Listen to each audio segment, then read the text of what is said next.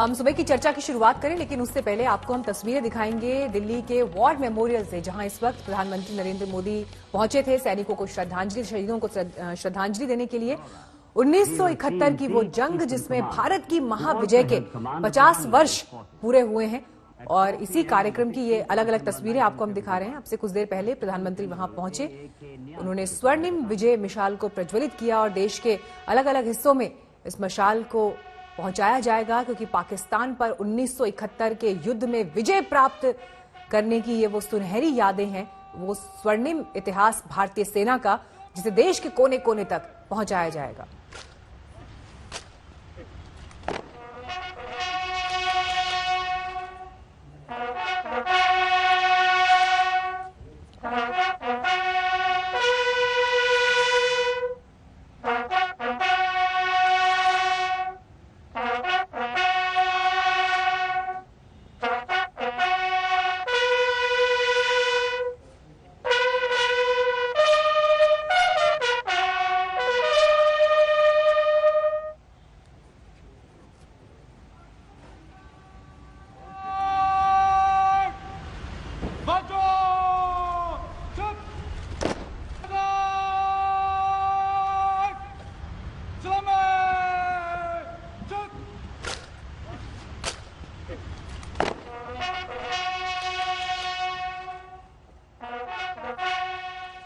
और आइए बढ़ते आगे, और आज की एक और बड़ी खबर जिसका ऐलान कल मुख्यमंत्री केजरीवाल ने किया था। उन्होंने ये कहा कि अब दिल्ली के बाद आगे बढ़ते हुए उत्तर प्रदेश में अगला चुनाव लड़ेगी आम आदमी पार्टी।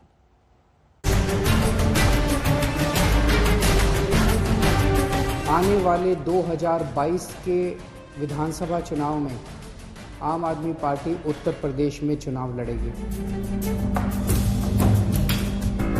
वह जरूरत से ज्यादा बड़ी बातें कर रहे हैं। आपको जो गलतफहमियां हैं वो सब उत्तर प्रदेश को लोग आपकी गलतफहमियों को दूर करें। पहचान बना पाएंगे तो ये संभव नहीं है।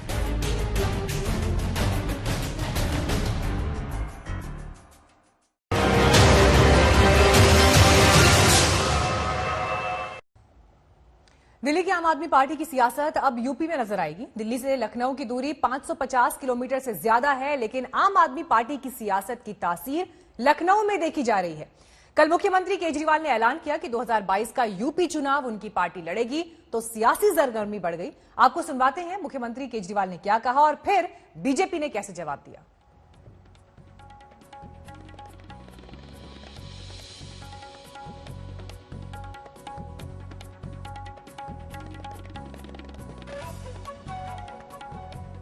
जब हमने एक जन आंदोलन से पार्टी बनाई थी, हमने कभी सपने में भी नहीं सोचा था कि देश भर से लोगों का इतना प्यार और इतना विश्वास मिलेगा। इन 8 सालों में आपकी पार्टी ने दिल्ली में 3 बार सरकार बनाई है और पंजाब में मुख्य विपक्ष के रूप में उभर के आई है। लेकिन आज मैं एक बहुत महत्वपूर्ण ऐलान करने जा रहा हूं। आने वाले 2022 के विधानसभा चुनाव में आम आदमी पार्टी उत्तर प्रदेश में चुनाव लड़ेगी। 2 करोड़ की आबादी दिल्ली जिनसे संभल नहीं रही है, वो 24 करोड़ की आबादी वाले उत्तर प्रदेश के बारे में बात करें तो मुझे लगता है कि वह जरूरत से ज्यादा बड़ी बातें कर रहे हैं। और उत्तर प्रदेश में आम आदमी पार्टी का कोई जनाधार नहीं है, आम आदमी पार्टी को कोई पूछने वाला नहीं है। यहाँ पर जो हालत कांग्रेस की जनता ने की है, उससे भी बुरी हालत आम आदमी पार्टी की होगी।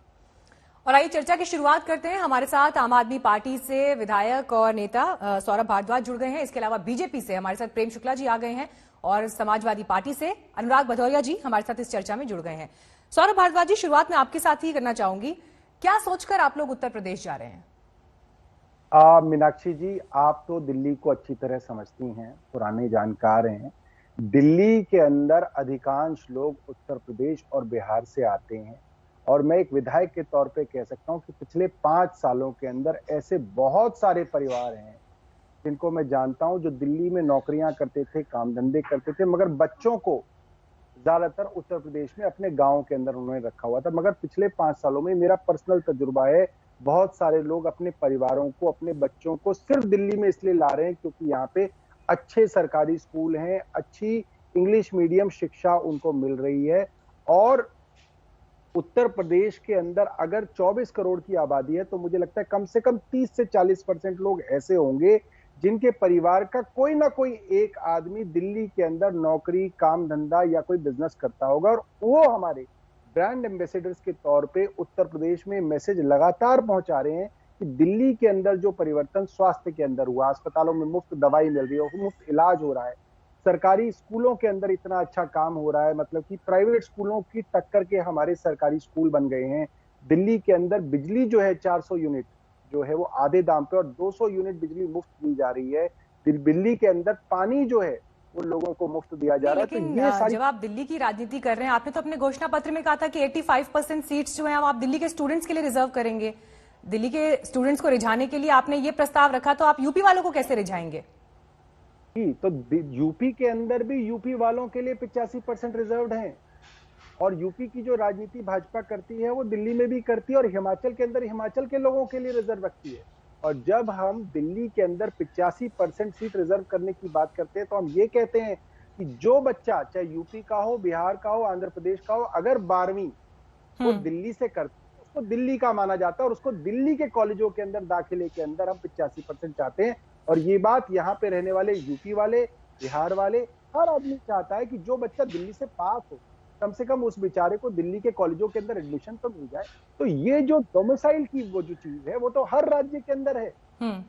मगर हालांकि सौरभ जी देखिए, प्लान्स होना कोई बुरी बात नहीं है कि अगर आप किसी एक प्लानिंग के साथ आगे बढ़ रहे हैं, लेकिन अगर इतिहास पर ही हम पिछले कुछ सालों के इतिहास पर जब हम नजर डाल के देखते हैं, गुजरात में 2017 में आप चुनाव लड़ना चाहते थे और आखिरी मौके पर सिर्फ 20 उम्मीदवार उतारे, अधिकांश की जमानत जब्त हो गई और कुछ सीटों पर तो 400 वोट भी नहीं मिले। 2017 में गोवा में चुनाव लड़े, 39 में से 38 उम्मीदवार जमानत नहीं बचा पाए। 2017 में पंजाब में आप लोग चुनाव लड़े लेकिन सीटें सिर्फ 20 जीत पाए, जबकि दावा आप लोग ये कर रहे थे कि सरकार बना लेंगे। 2014 में 434 सीटों पर लोकसभा में उम्मीदवार उतारे लेकिन 414 की जमानत जब्त हो गई।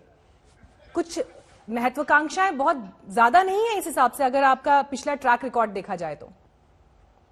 आपका सवाल बहुत अच्छा है और इस सवाल के पीछे अगर आप इस देश की हिस्ट्री देखें, या मैं ये कहूं कि सबसे बड़ी पार्टी होने का जो दावा आज भाजपा करती है उसी की अगर हिस्ट्री देख लें और उसको आम आदमी पार्टी के ट्रैक रिकॉर्ड से कंपेयर कर ले, तो मैं हिस्टोरिकल फैक्ट्स बता रहा हूं आपको, दावे से बता रहा हूं। प्रेम शुक्ला जी यहाँ पे बैठे हैं, हमारा ट्रैक रिकॉर्ड भाजपा से बहुत बेहतर है। हालांकि भाजपा की जो मां कहलाने वाली आरएसएस है वो 100 सालों से ज्यादा से इस देश में है, मगर तब भी जब भाजपा बनी उनको पहले प्रदेश में सरकार बनाने में कितना समय लगा, दूसरे प्रदेश में प्राइमरी अपोजिशन पार्टी बनने में कितना समय लगा, वो इतिहास में है। उससे कई ज्यादा बेहतर जो है आम आदमी पार्टी का। और मैं ये दावे से बता रहा हूँ, मेरे बहुत मित्र हैं भाजपा में, वो बताते हैं कि भैया पहले चुनावों में ये हाल होता था, जहां जमानत बच जाती थी भाजपा के अंदर लड्डू बांटे जाते थे कि भाई फला जगह हमारी जमानत बच गई, ये हमारे लिए बहुत बड़ी बात है। तो जो संघर्ष है वो करने के लिए तैयार है और जो मॉडल दिल्ली का हम लोगों ने सबके सामने रखा है, लोग बहुत ज्यादा इच्छुक हैं कि आम आदमी पार्टी उत्तर प्रदेश में आए। चलिए, अपनी महत्वाकांक्षाएं लेकर सौरभ भारद्वाज जी बता रहे हैं कि उनकी पार्टी जा रही है उत्तर प्रदेश में, लेकिन प्रेम शुक्ला जी, अगर वो महत्वाकांक्षाओं के साथ आगे बढ़ रहे हैं तो फिर उत्तर प्रदेश में मंत्रियों में क्यों इतनी तिलमिलाहट दिखाई दे रही है? नया खिलाड़ी आ रहा है, खेलने दीजिए। नहीं, किसी को कोई तिलमिलाहट नहीं है। आम आदमी पार्टी आपको का स्वागत है, उत्तर प्रदेश में आए चुनाव लड़े। कल डीएमके की इच्छा करे तो भी आके चुनाव लड़ सकती है, टीडीपी की इच्छा करे कि हमको उत्तर प्रदेश चुनाव लड़ना, वो भी लड़ सकती है। असम गण परिषद की इच्छा करे कि हमको जो है चुनाव लड़ना है, सिक्किम संग्राम परिषद की इच्छा करे कि हमको उत्तर प्रदेश में चुनाव लड़ना है। तो भारत की संवैधानिक व्यवस्था में हर पार्टी को किसी भी प्रदेश में चुनाव लड़ने की उसको जो है स्वतंत्रता है, स्वागत है, किसी को तिलमिलाहट नहीं। इनके प्रति जिन्होंने जो उत्तर प्रदेश के कार्यप्रणाली के संदर्भ में भारतीय जनता पार्टी के नेतृत्व वाली सरकार के विकास कार्यों पर कुछ प्रश्न पूछे, उसका उत्तर दिया गया है कि आपने दिल्ली में पिछले 5 वर्षों में कितने नए विद्यालय बना दिए साहब, कितने अस्पताल खोल दिए आपने, मोहल्ला क्लिनिक। आप सिर्फ कोरोना की बातें कर रहे हैं, कोरोना के दौरान में उत्तर प्रदेश और दिल्ली दोनों की तुलना कर लीजिए और सब बातें छोड़ दीजिए। आप जिसकी बात कर रहे हैं कि भाई, अभी सौरभ भाई ने भी कहा कि उत्तर प्रदेश के हर 30% लोग जो हैं उनके परिजन जो है दिल्ली में रहते हैं। साहब सही बात है, रहते हैं, लेकिन आपने कोरोना के दौरान जिस तरह से बसें लगा के उत्तर प्रदेश के लोगों को भगाया, क्या उत्तर प्रदेश के लोग भूल गए हैं? अभी छठ पूजा के समय आपने दिवाली पूजा की, किसानों का स्वागत कर रहे हैं, लेकिन छठ पूजा के समय उन्हीं पूर्वांचल के लोगों को, लेकिन कल तो केजरीवाल जी ने जब मंच से स्टेटमेंट दिया, प्रेम शुक्ला जी, वो उन्होंने तो बड़ा स्टेटमेंट दे दिया। उन्होंने तो कहा कि गोरखपुर में कोई अस्पताल नहीं है, इतनी दूर बस में बैठकर आना पड़ता है इलाज के लिए। सीधे मुख्यमंत्री के क्षेत्र पर निशाना साध दिया। नहीं, उनको अब देखिए, उत्तर प्रदेश में जो है नया, और गोरखपुर में नया एम्स खुल रहा है, नया एम्स खुल गया है लगभग। तो जरा केजरीवाल जी को जरा थोड़ा सा अपना ज्ञानार्जन जो करने की आवश्यकता है, ज्ञान वृद्धि कर लें। और गोरखपुर में पहले से ही अस्पताल है, गोरखपुर का कोई दिल्ली इलाज कराने के लिए नहीं आता है। और खुद जो है केजरीवाल जी बैंगलोर इलाज कराने गए, तो इसका मतलब जो है दिल्ली में कुछ ही नहीं है। खुद केजरीवाल जी अपना इलाज कराने बैंगलोर गए थे कि नहीं? तो व्यक्ति को कोई स्पेशल अगर चिकित्सा करानी है तो कोई मुंबई दिल्ली जा सकता है।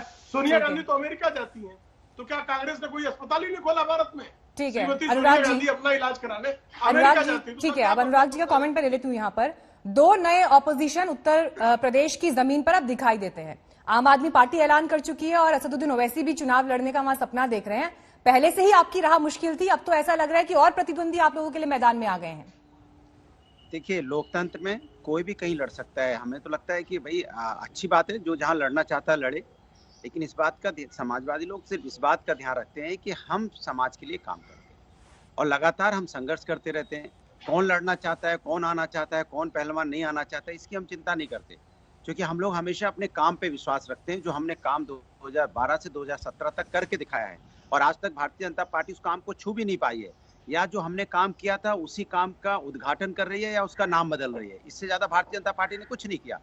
जितने काम आप देखिए, एक एक्सप्रेस वे हमने बनाया था, और एक एक्सप्रेस वे की जो लखनऊ से आगरा तक हमने बनाया था, और लखनऊ से बनारस तक की 90% जमीन एक्वायर करके गए थे, काम स्टार्ट हुआ था। इन्होंने अभी तक 3.25 सालों में बीजेपी ने सिर्फ उसमें मिट्टी डालने का काम कर पाया है। उसमें पूछो तो क्या कहते हैं, 90% मिट्टी का काम हो गया है। अरे 22 महीने में तो मैंने रोड बना के तैयार कर दी थी और चलने लगी थी। आप तो 4 साल में मिट्टी का काम अनुराग जी, देखिए मुद्दे तो आप उठा रहे हैं, लेकिन एक तस्वीर ये भी है जी। अनुराग जी, आप बीजेपी के ऊपर सवाल उठा रहे हैं, लेकिन देखिए एक तस्वीर तो ये भी है ना। हाँ ठीक है, आप इसी के साथ में जवाब दीजिएगा, ये भी जोड़ लीजिए बस उसमें।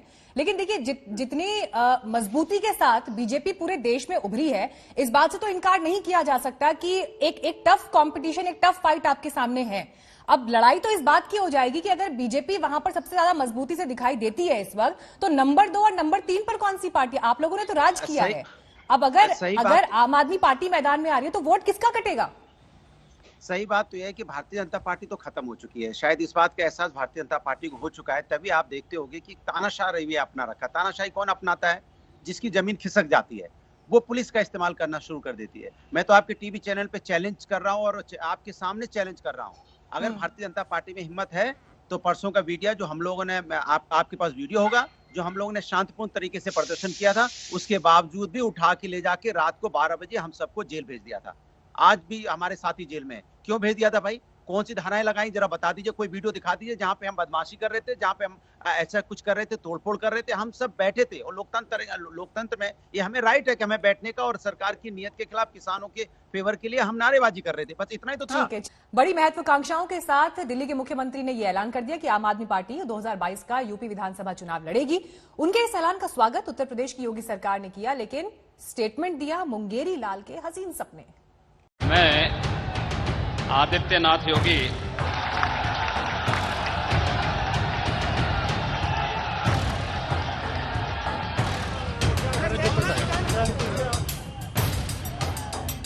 आने वाले 2022 के विधानसभा चुनाव में आम आदमी पार्टी उत्तर प्रदेश में चुनाव लड़ेगी। उत्तर प्रदेश के चुनावी दंगल में केजरीवाल ने भी अपना दम ठोक दिया है। केजरीवाल ने 2017 में उत्तर प्रदेश की सत्ता पर काबिज होने वाले योगी आदित्यनाथ को चुनौती दे डाली है। यूपी की जनता अब इन पुरानी पार्टियों से बिल्कुल त्रस्त हो चुकी है। केजरीवाल ने चुनावी युद्ध में योगी आदित्यनाथ के विजय रथ को रोकने का ऐलान कर दिया है। उत्तर प्रदेश में 2022 के विधानसभा चुनाव अभी दूर हैं, लेकिन केजरीवाल ने अभी से हुंकार भर दी है। दिल्ली में प्रेस कॉन्फ्रेंस कर खुद अरविंद केजरीवाल ने ऐलान किया कि उनकी पार्टी 2022 में यूपी विधानसभा का चुनाव लड़ेगी। आज मैं एक बहुत महत्वपूर्ण ऐलान करने जा रहा हूं।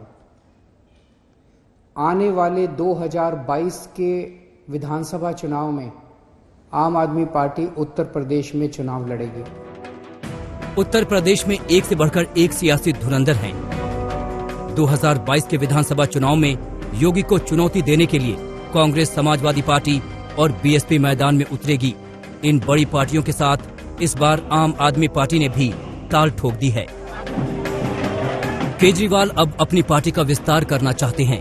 बीते 8 साल में उनकी पार्टी दिल्ली में 3 बार चुनकर आई है। वहीं पंजाब में उनकी पार्टी मुख्य विपक्षी पार्टी है। अब केजरीवाल की नजर भारत के सबसे बड़े और अहम राज्य उत्तर प्रदेश पर है, लेकिन यूपी की सत्ता पर काबिज बीजेपी उन्हें पहले दिल्ली संभालने की नसीहत दे रही है। दिल्ली में रहने वाले कई यूपी के लोग मेरे पास आए। यूपी से बहुत सारे लोग और बहुत सारे संगठन मेरे पास आ रहे हैं और कह रहे हैं जी आम आदमी पार्टी को यूपी का चुनाव लड़ना चाहिए। जो सुविधाएं आपने दिल्ली में दी हैं वो यूपी में रहने वाले हमारे परिवारों को भी मिलनी चाहिए। 2 करोड़ की आबादी दिल्ली जिनसे संभल नहीं रही है, वो 24 करोड़ की आबादी वाले उत्तर प्रदेश के बारे में बात करें तो मुझे लगता है कि वह जरूरत से ज्यादा बड़ी बातें कर रहे हैं। और उत्तर प्रदेश में आम आदमी पार्टी का कोई जनाधार नहीं है, आम आदमी पार्टी को कोई पूछने वाला नहीं है।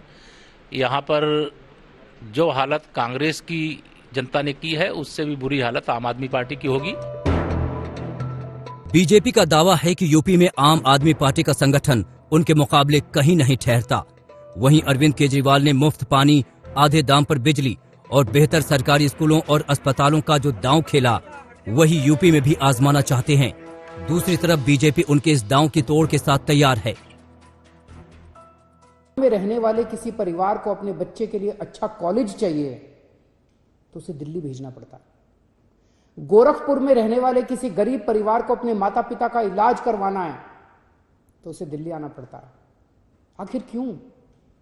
क्या भारत का सबसे बड़ा राज्य, भारत का सबसे बड़ा विकासशील राज्य नहीं बन सकता, विकसित राज्य नहीं बन सकता? आपने जो पूर्वांचलियों के ऊपर जो टिप्पणी करी थी उसके लिए अभी तक आपने माफी भी नहीं मांगी है।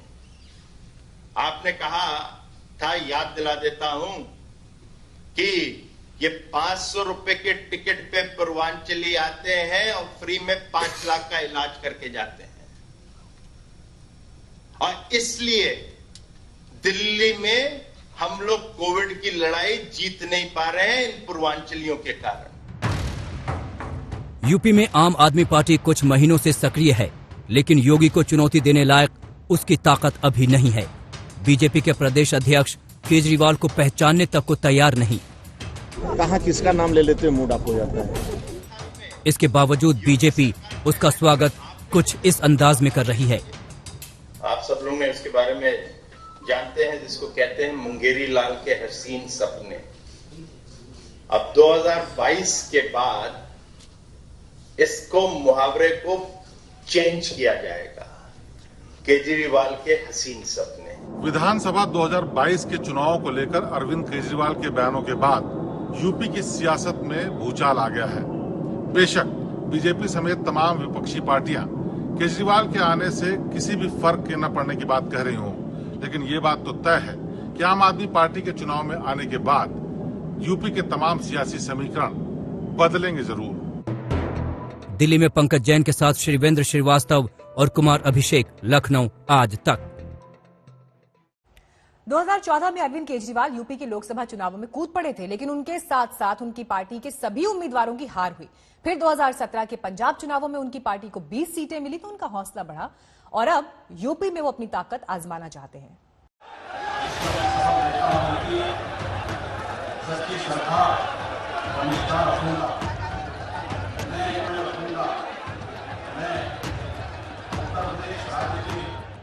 तीन साल पहले योगी आदित्यनाथ ने उत्तर प्रदेश में सत्ता की कमान संभाली थी।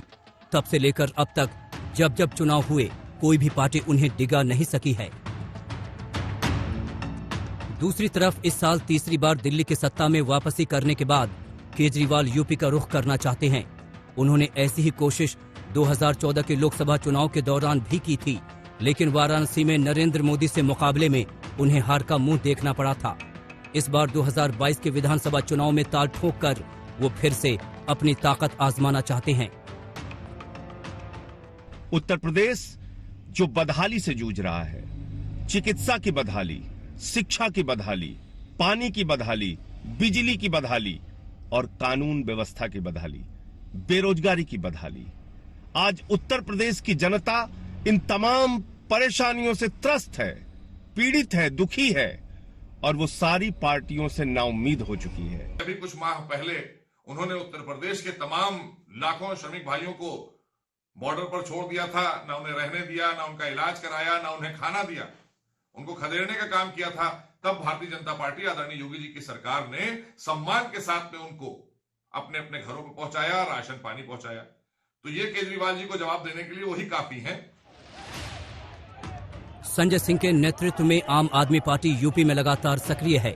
वहीं केजरीवाल के ऐलान के बाद आम आदमी पार्टी ने उत्तर प्रदेश चुनाव के लिए पोस्टर और नारा दोनों जारी किए हैं। यूपी के लिए आपका नारा है, बदली है दिल्ली, बदलेंगे यूपी। और यूपी में भी केजरीवाल। नारा भले ही तैयार हो, लेकिन आम आदमी पार्टी के लिए मिशन यूपी इतना आसान नहीं दिखता। अगर यूपी की चुनावी तस्वीर देखें तो वोट कई पार्टियों के बीच बंटा नजर आता है। 2017 के विधानसभा चुनाव में बीजेपी ने 39.7% वोट शेयर के साथ 312 सीटें जीती। समाजवादी पार्टी 22% वोट के साथ 47 सीटें जीत पाई, जबकि बहुजन समाज पार्टी 22.2% वोट के साथ सिर्फ 19 सीटें। कांग्रेस के खाते में सिर्फ 7 सीटें आईं और वोट शेयर रहा 6.2। इसके बाद भी यूपी में बीजेपी की ताकत बढ़ती चली गई। 2019 के लोकसभा चुनाव में बीजेपी के वोट शेयर में भारी इजाफा हुआ। लोकसभा चुनाव में बीजेपी को 49.98% वोट मिले, जबकि बाकी दलों के वोट में भारी गिरावट आई। समाजवादी पार्टी को 18.11% वोट मिले तो बीएसपी को 19.43 और कांग्रेस को सिर्फ 6.36%। साफ दिख रहा है कि बीजेपी का वोट करीब 10% बढ़ा है।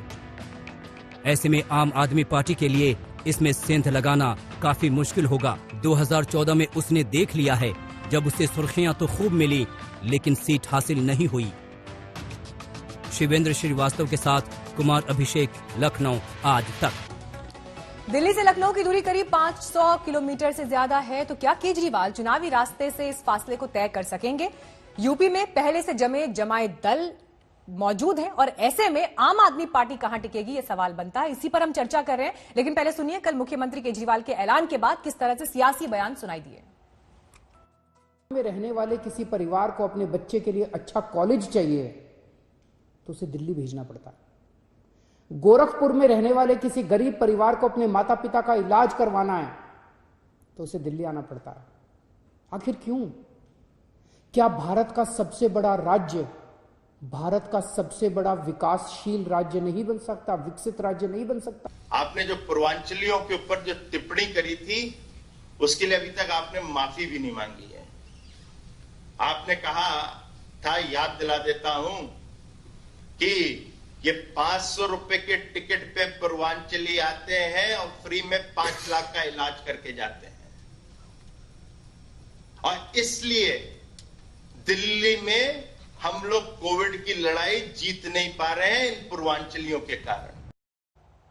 तो सभी खास मेहमान हमारे साथ बने हुए हैं। सौरभ भारद्वाज जी, आपसे फिर मैं एक बार शुरुआत करना चाहूंगी। हमने कुछ देर पहले दिखाया कि किस तरह की चुनौतियां आम आदमी पार्टी के सामने हैं अगर यूपी में आप जा रहे हैं। एक बड़ी बात तो दिक्कत यह भी दिखाई देती है कि आप लोगों के पास तो एक ही विराट कोहली है, उसी को 2020 खेलना है, उसी को रणजी खेलना है, उसी को नेशनल और इंटरनेशनल भी खेलना है। इस चुनौती से कैसे पार पाएंगे आप? देखिए, समस्या ये हर जगह है कि भाजपा के पास भी एक ही विराट कोहली हैं, जिनको हर जगह ले जाके नए विराट कोहली जो है वो बनाए जाते हैं। तो उस स्ट्रैटेजी पे हम भी काम करेंगे। योगी जी को भी मुझे नहीं लगता कि कोई मुख्यमंत्री चेहरा मानता था, बल्कि अभी भी बहुत सारे लोग नहीं मानते हैं। नहीं, वो तो अब राष्ट्रीय नेता हो गए ना, उनके जो नेता हैं वो तो अब अलग अलग राज्यों के हिसाब से दिखाई देते हैं। आपके पास ऐसे कौन से चेहरे हैं? तो हर पार्टी की शुरुआत जो है इस तरह से होती है। अभी संजय सिंह, दिलीप पांडे वहां पे जो है काफी दिनों से काफी चर्चा के अंदर रहे हैं। मुख्य अपोजिशन पार्टी, दिलीप पांडे तो अपना ही चुनाव हार गए थे।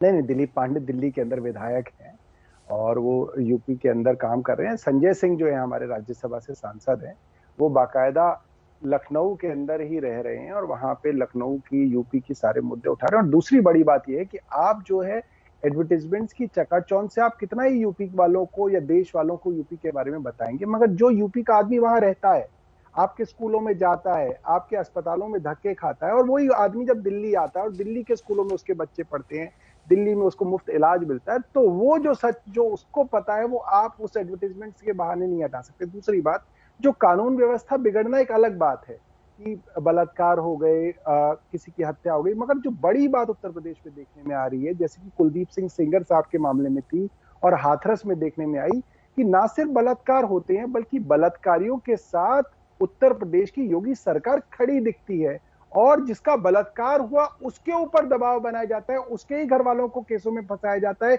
यहाँ तक कि गवाहों की हत्याएं कराई जाती हैं ताकि बलात्कारियों को बचाया जाए। तो इससे जो है यूपी के अंदर महिलाओं के अंदर काफी रोष है, और हर रोज, ये एक दो घटना नहीं है, लगभग हर रोज अगर आप उत्तर प्रदेश के अखबार देख लें, हर रोज बलात्कार और बलात्कार के बाद हत्या और उसका केस रजिस्टर ना होना, पीड़ित के घर वाले रोज अस्पताल, इसके क्या कहते हैं, पुलिस थानों के चक्कर लगा रहे हैं और उनको कोई न्याय नहीं मिल रहा। ये रोजमर्रा की बातें हैं।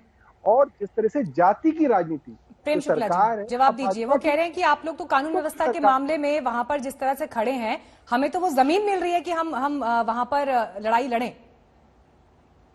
ये कानून व्यवस्था में आप जो है उत्तर प्रदेश में योगी जी के शासनकाल, उसके पहले के शासनकाल तुलना कर ले, आपकी समझ में अंतर आ जाएगा। लेकिन क्या उत्तर प्रदेश के लोग ताहिर हुसैन को निमंत्रित करेंगे कि आकर वहां दंगे करे, बांग्लादेशियों को बुलाकर, रोहिंग्या को बुलाकर, जो है हिंदू मुस्लिम दंगे करने वाले आपके ताहिर हुसैन को लोग बुलाएंगे, अमानतुल्लाह खान को बुलाएंगे लोग? और जिस पार्टी ने जो है राशन कार्ड जैसे गरीबों के लिए आवश्यक शब्द को भी बलात्कार का पर्यायवाची बना दिया, वो जो है महिला सुरक्षा की बात करेगा? जिसके अपने विधायक जो है अपनी पत्नियों को पीटते हैं, वो महिला सुरक्षा की बात करेगा? ये क्या दिल्ली के, उत्तर प्रदेश के लोग क्या इतनी भी समझ नहीं रखते कि ताहिर हुसैन, अमानतुल्लाह खान और जो निर्भया के बलात्कारियों को पुरस्कृत करें? ऐसे अरविंद केजरीवाल से लोग जो है महिला सुरक्षा की अपेक्षा कर रहे हैं। ये तो गजब हो गया। उत्तर प्रदेश के लोग जो है वो राजनीतिक रूप से, सामाजिक रूप से बहुत ही सक्रिय और दक्ष है।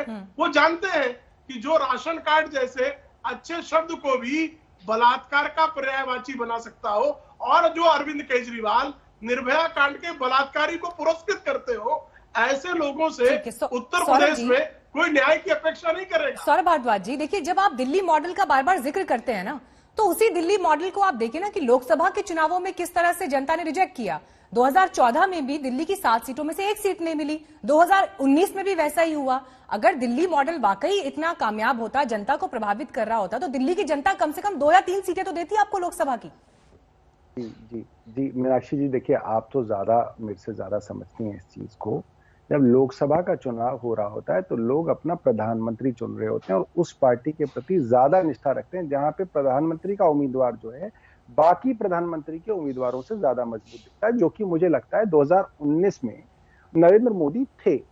मगर जब आप उत्तर प्रदेश की बात करते हैं, आप ही के टेलीविजन का इंडिया टुडे का सर्वे में बता रहा हूं कि योगी जी के सर्वे के बारे में जब पूरे देश में सर्वे किया गया तो बहुत बढ़िया चकाचौंध वाला सर्वे था, क्योंकि उनको भाजपा और आरएसएस अपने पोस्टर बॉय की तरह आगे प्रोजेक्ट कर रही है। मगर उत्तर प्रदेश के अंदर जब योगी जी का सर्वे हुआ तो उनकी जो रेटिंग थी, सेटिस्फेक्शन रेटिंग, वो काफी कम थी, 41%। एक सिटिंग चीफ मिनिस्टर के लिए 41% की रेटिंग होना काफी ज्यादा दुखदाई है। आप किसी भी चीफ मिनिस्टर की करा लें, अगर आप ममता बनर्जी की करा लें, तेलंगाना के अंदर करा लें, केसीआर की करा लें, दिल्ली में मुख्यमंत्री अरविंद केजरीवाल की करा लें, उनकी रेटिंग, सेटिस्फेक्शन रेटिंग मैं 100% बता रहा हूं कि कम से कम 60% से 70% के बीच में होगी। मगर योगी जी की रेटिंग काफी कम है। लोग, उत्तर प्रदेश के लोग जो हैं उनसे काफी दुखी हैं, आहत है, और एक कोई पॉइंट ऐसा नहीं है जिसके अंदर वो ये कह सके कि बीजेपी ने डिलीवर किया है। हाँ, जात पात की राजनीति, धर्म की राजनीति, उसमें प्रेम शुक्ला जी मैं नहीं कर सकता, वहां मैं पीछे हूं। अनुराग जी, उत्तर प्रदेश में जिस तरह से राजनीति चलती है, मुद्दे एक तरफ, लेकिन जो वहां के जातीय समीकरण है, उन सबके मद्देनजर आपके लिए क्या मायने हैं आम आदमी पार्टी की एंट्री के?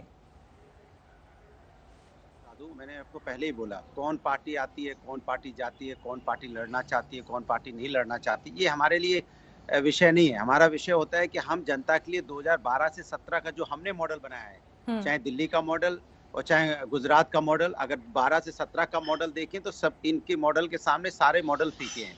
और जहां तक भारतीय जनता पार्टी की बात है, 12-17 का काम हमारा देख लीजिए आप। और जहां तक भारतीय जनता पार्टी की बात है, भारतीय जनता पार्टी को तो अब जनता ने वैसे ही किसानों ने रिजेक्ट कर दिया, जो पार्टी किसानों की नहीं हो सकती। ये सवाल मैं इसलिए पूछ रही थी अनुराग जी, कहीं ऐसा तो नहीं कि आप लोग भी हल्के में ले रहे हैं आम आदमी पार्टी की एंट्री को? क्योंकि देखिए पंजाब देखिए, वहां पर कम से कम मुख्य विपक्षी दल के तौर पर तो आम आदमी पार्टी मौजूद है ना, बाकी जमे जमाए दलों के होने के बावजूद। यहाँ बहुत जमे जमाए दल, उत्तर प्रदेश में पहले से ही बहुत जमे जमाए दल हैं। उसके बाद भी हम सरकारें हमेशा बनाते हैं, उसके बाद ही समाजवादी पार्टी रोड पे होती है। अगर कोई भी आज रोड पे दिखाई पड़ती है तो समाजवादी दिखाई पड़ती है, दूसरी पार्टी बता दीजिए, कहीं एक आध कार्यकर्ता हो तो बता दीजिए, लाठी खाता हो कोई दिख जाए तो बता दीजिए। हमारे यहाँ तो एक प्रचलन हो गया है कि भारतीय जनता पार्टी सुबह उठती है, इनके मुख्यमंत्री जी आंख मलते मलते कहते हैं कहाँ है पुलिस वाले, जाओ समाजवादी खड़े हैं लठे, उनको जाके पीटो जाके। वो लाठियों से पिटवाते ही रहते हैं, उनका एक ही काम है समाजवादी को पीटो, क्योंकि समाजवादी सामाजिक न्याय की बात करते हैं, सुबह उठ के समाजवादी को पीटते हैं। आपकी बात से ऐसा लग रहा है कि आप तो आम आदमी पार्टी की एंट्री को कहीं देख ही नहीं रहे हैं, आपकी लड़ाई सीधे सीधे जो सत्ता में बैठे हैं लोग उन्हीं से है। प्रेम शुक्ला जी, मेरी बात देखिए, हमारी देखिए ये इतना निश्चित है कि भारतीय जनता पार्टी, जैसे भारतीय जनता पार्टी की लड़ाई सबसे हो सकती है, भारतीय जनता पार्टी से कौन लड़ना चाहता? सपा लड़ना चाहती, बसपा लड़ना चाहती, आप लड़ना चाहती, कांग्रेस लड़ना चाहती है, पीस पार्टी लड़ना चाहती, कटपीस पार्टी लड़ना चाहती है। कौन लड़ना चाहता है? जिसकी इच्छा करे लड़े। भारतीय जनता पार्टी मैदान में जनता की सेवा के बूते पर तो ऐसा तो खड़ी है और भारतीय जनता पार्टी के साथ प्रेम शुक्ला जी, ऐसा तो नहीं है कि आप इसी बात से खुश हैं कि ठीक है जो सारे विरोधी हैं वो आपस में ही लड़का उनके सबका वोट खत्म हो जाएगा और आपका वोट जो है वो अलग इंटैक्ट है? देखिए हमारा, देखिए सपा और बसपा मिलकर लड़ी, आपको ध्यान होगा लोकसभा चुनाव, और सबने कहा था भारतीय जनता पार्टी साफ हो जाएगी। अभी लोकसभा चुनाव में सपा बसपा जो सबसे बड़ी पार्टियां जो सत्ता में अकेले के बूते पर कभी रही थी, 2007 से 2012 बसपा और 2012 से 2017 सपा अकेले के बूते सरकार में थी, दोनों मिलकर चुनाव लड़ी। और 2019 के लोकसभा चुनाव में जनता ने क्या जनादेश दिया? तो ये सब मिलकर लड़ ले ना, हम इनको मना कहां कर रहे हैं? आप सपा बसपा, आप पीस, कांग्रेस सब मिलकर गठबंधन कर ले और भारतीय जनता पार्टी के खिलाफ प्रत्याशी उतार दे। जनता अपने आप निर्णय दे देगी कि किसने सेवा की और किसके समर्थन में जनादेश देना है। ठीक है सौरभ जी, मैं आ रही हूँ अनुराग जी। सौरभ जी, ये सवाल मेरा आपसे, देखिए मुक्ति बोध का एक बड़ा फेमस कोट है कि पार्टनर तेरी पॉलिटिक्स क्या है। तो मैं आपसे आपकी पॉलिटिक्स पूछना चाहती हूँ, क्योंकि आपकी जो पार्टी है वो भ्रष्टाचार के खिलाफ एक आंदोलन से जन्म लिया। उस पार्टी ने तमाम आरोप लगाए। शीला दीक्षित की सरकार थी उस समय, तो आप लोग कहते थे कि हम उनके खिलाफ एफआईआर कर देंगे, केस कर देंगे, लेकिन बाद में कांग्रेस के समर्थन से आप लोगों ने सरकार भी बना ली। केरल में आप लोग एलडीएफ को सपोर्ट कर देते हैं, आप लोग ममता बनर्जी के मंच पर दिखाई देते हैं जहां पर आप सीधे सीधे कहते हैं कि बीजेपी विरोध में हम कोई कसर नहीं छोड़ेंगे। क्या पॉलिटिक्स है आपकी? देखिए हमारी पॉलिटिक्स सीधा सीधा मैं आपको बताऊं, आम आदमी की पॉलिटिक्स है, जो आम आदमी के सबसे बेसिक मुद्दे हैं, जिसके लिए वो वोट डालता है, जिसके लिए प्रजातंत्र था इस देश के अंदर, वो मुद्दे हैं। वो मुद्दे क्या हैं? शिक्षा के, स्वास्थ्य के, बिजली के, पानी के, एक अच्छी साफ सुथरी राजनीति की, जिसके अंदर धर्म की, जाति की, दंगों की, कटुता की, नफरत की कोई जगह ना हो, उस चीज को दिल्ली वालों ने पसंद किया। और मैं एक बात बताऊं मीनाक्षी जी, दिल्ली जो है एक मिनी इंडिया की तरह है। यहाँ पे राजस्थान का आदमी भी है, हरियाणा का भी है, उत्तर प्रदेश का भी है और बिहार का भी है। और इन लोगों ने हमको 1-2 बार नहीं 3 बार हमको आशीर्वाद देके हमारी सरकार बनवाई है। और जब नरेंद्र मोदी जी 2014 में सबसे पहली बार, सौरभ जी यही है ना, दिल्ली का तो मिजाज अलग है, लेकिन उत्तर प्रदेश का मिजाज तो ये नहीं है। वहां पर जातीय समीकरण जिस तरह से हावी रहते हैं चुनावी राजनीति पर, चुनावों के नतीजों पर, उससे कैसे पार पाएंगे आप? वो हमारे लिए एक चैलेंज रहेगा मीनाक्षी जी। ये बात मैं आपकी मानता हूं कि जातीय राजनीति और धर्म की राजनीति, उसके आगे हम इन दोनों पार्टियों के आगे या चारों पार्टियों के आगे कमजोर दिखेंगे। बट हमारा चैलेंज ये है कि उत्तर प्रदेश के अंदर हम काम की राजनीति को बेच पाए। अगर काम की राजनीति को हम बेच पाए और लोगों ने उसको एक बार हमें मौका दे दिया, तो दिल्ली में जैसे एक बार मौका दिया तो दिल्ली वालों को हमसे इतनी मोहब्बत हो गई, इतना प्यार हो गया कि पहली बार 70 में से 67 थी, दूसरी बार 70 में से 62 सीटें दी। मुझे ऐसा लगता है कि ये एक ऐसी चीज है, एक बार इसको यूपी के लोगों ने चख लिया तो ये मान लीजिए कि फिर वो हमको कभी नहीं छोड़ेंगे। और यही चीज है जिसके लिए आम आदमी वोट डालता है, जिसके लिए सरकार बनती है, और सरकारों को यही काम करने चाहिए। चलिए अनुराग जी, वो तो कह रहे हैं कि हम आम आदमी की राजनीति यूपी में जाकर भी करेंगे, हालांकि जो चुनौतियां हैं वो एक तरफ, लेकिन आपकी टक्कर तो सीधे सीधे बीजेपी से है। पर सवाल ये कि उसके लिए तैयारी क्या है? तो आपको तो रोज ही तैयारी हमारी दिखती होगी। रोड पे समाजवादियों से ज्यादा रहता कौन है? समाजवादी को भारतीय जनता पार्टी जनता की समस्या के लिए तो हम रोड पे लाठी खा रहे होते हैं, या भारतीय जनता पार्टी हमें जेल भेज देती है। तो आधे कार्यकर्ता तो जेल में है, आधे वो ये कह रहे हैं ना कि आप लोगों ने तो अपनी राजनीतिक विचारधारा तक से समझौता कर लिया। बीएसपी के साथ आप लोग, जिनको आपने पानी पी पी कर कोसा, उनके साथ मिलकर आपने चुनाव लड़ लिया। देखिए, सामाजिक न्याय की लड़ाई जब आप लड़ते हो तो आपको संगठित रूप से लोगों के साथ लड़ना पड़ता है, क्योंकि कुछ लोग जाति धर्म की राजनीति में माहिर हैं। लेकिन ठीक है, समय समय की बात होती है। जाति धर्म की राजनीति अब खत्म हो रही है भारतीय जनता पार्टी की। बहुत दिन तक उन्होंने जाति धर्म की राजनीति कर ली, काफी दिन तक उन्होंने भगवान राम की बात की, लेकिन भगवान राम के बच्चों को रोड पे बैठा दिया है। किसान सवाल लेकिन यही है कि जब आप कह रहे हैं कि सामाजिक न्याय के लिए आप लोग साथ आ गए, लेकिन सवाल ये कि क्या वाकई वो क्षेत्रीय दलों के हिसाब से अस्तित्व का संकट कितना बड़ा था? जब एक बड़ा प्रतिद्वंदी मैदान में दिखा तो इस तरह का तालमेल कर लिया। लेकिन खैर, एक नया दल जो अब चुनाव में, उत्तर प्रदेश के विधानसभा चुनाव में अपनी एंट्री की बात कर रहा है, चुनौतियां कई हैं और राजनीतिक बिसात कैसे बदलेगी इसके लिए तो इंतजार करना होगा 2022 का। लेकिन आप सभी का बहुत बहुत धन्यवाद।